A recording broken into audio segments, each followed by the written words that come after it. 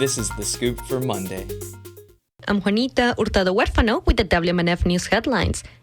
The People's Pride Coalition is calling on St. Pete Pride to return to its historical roots grounded in liberation and resistance. WMNF's Hannah Lau Glesiano has more. This month is the second annual People's Pride Night in St. Pete. It's an alternative space for people to enjoy live music, performances, and LGBTQ plus vendors.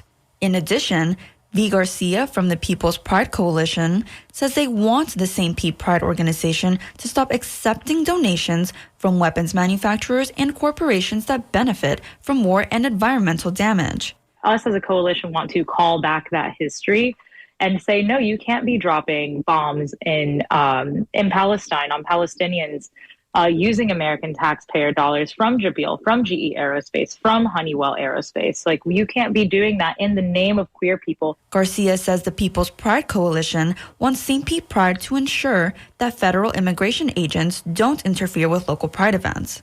But Garcia adds that they have not been receptive to requests. St. Pete Pride did not respond to WMNF's request for an interview. People's Pride Night is June 26th. For WMNF News, I'm Hannah Lau Glesiano. Last week, the League of Women Voters of St. Petersburg held a candidate forum.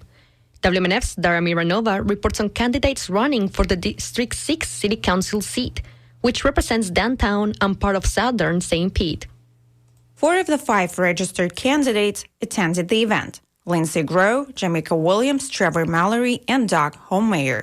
During the forum, candidates addressed issues such as hurricane preparedness, property taxes, redevelopment, and road safety.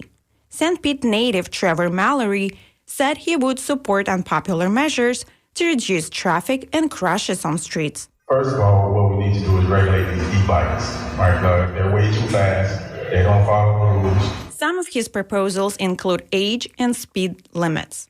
Doug Homeyer said the rules are in place, but not everyone follows them. Most people, when they see an officer, they slow down. Or most of us want to slow down. It's the people with their speed are never going to slow down. Another candidate, Lindsay Grove, said she will support any kind of infrastructure improvements for community needs. I'll admit, I'm an e-bike rider, but I'm one of the safe ones. I wear a helmet, I don't go very fast, but I will tell you it's also very scary as an e-bike rider. Lindsay Grove, Jamaica Williams, Trevor Mallory, Doug Homeyer, and Terry Ballier will face off in the primary election on August 18th. For WMNF News, I'm Daria Miranova.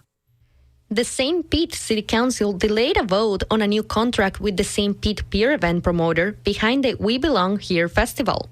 WMNF's Chris Young reports the decision came at the council meeting last week. City council members had reservations about the professionalism of Pier Events LLC.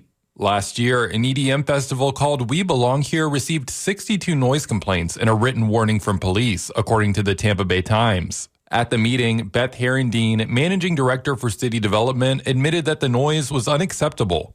We, will not let that happen again. We will not have a 360 stage. We will not have speakers pointing in that direction. We will not do any of those things. We have learned our lesson. Another concern was the cost. The contract would go from $90,000 to $250,000 yearly.